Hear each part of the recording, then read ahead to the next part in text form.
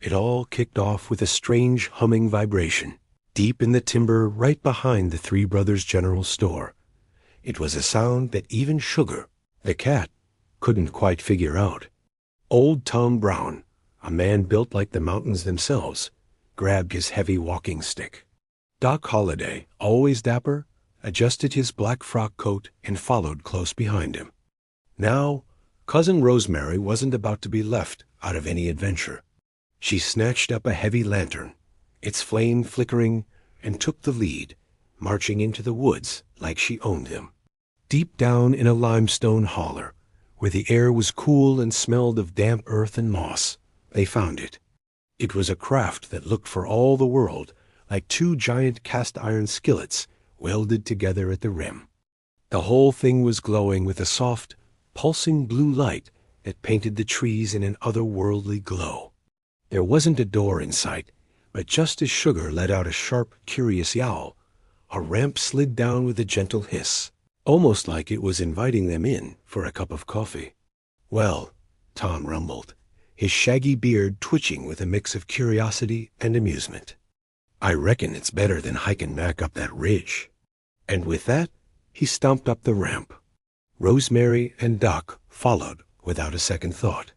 They stepped inside, and before Doc could even finish a single one of his signature coughs, the world outside the windows went from Ozark green to starlit black. It happened in the blink of an eye. They spent the entire night just drifting through the cosmos.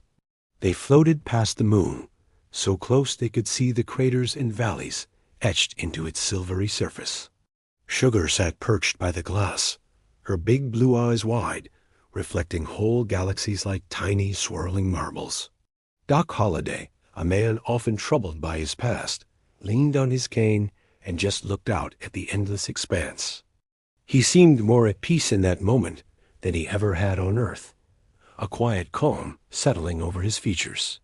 By dawn, as the first hints of pink and orange touched the Earth's curve, the craft hummed one last time. It gently settled right back into the timber, landing in the exact same spot they'd found it, as if it had never left. The crew walked back to the general store, the morning mist curling around their boots, acting like they'd just been out for a simple morning stroll. They didn't say a word, just a shared knowing glance between them. They pulled up their old warm rockers on the front porch, letting the warm Ozark sun soak into the wood and their bones. A moment later, old Grumpy the Buzzard dropped down from his perch on the rafters, landing with a soft thud. He cocked his head and looked at them with his beady eyes, almost like he knew exactly where they'd been and what they'd seen. Tom reached into the massive pocket of his overalls and pulled out a fresh sleeve of Oreos. He twisted one open and handed a cookie to Doc, then one to Rosemary, and held the last one out for the buzzard. Grumpy snatched the cookie and started doing his little cookie waltz on the dusty porch boards, a happy shuffle of his big feet. Tom watched him, a slow grin spreading across his face. "Space is fine, Doc," he said, his voice a low rumble. "But the stars don't have double stuffs. And they sure don't have the piece of the ridge." Sugar just let out a deep, satisfied purr from her spot on Tom's shoulder.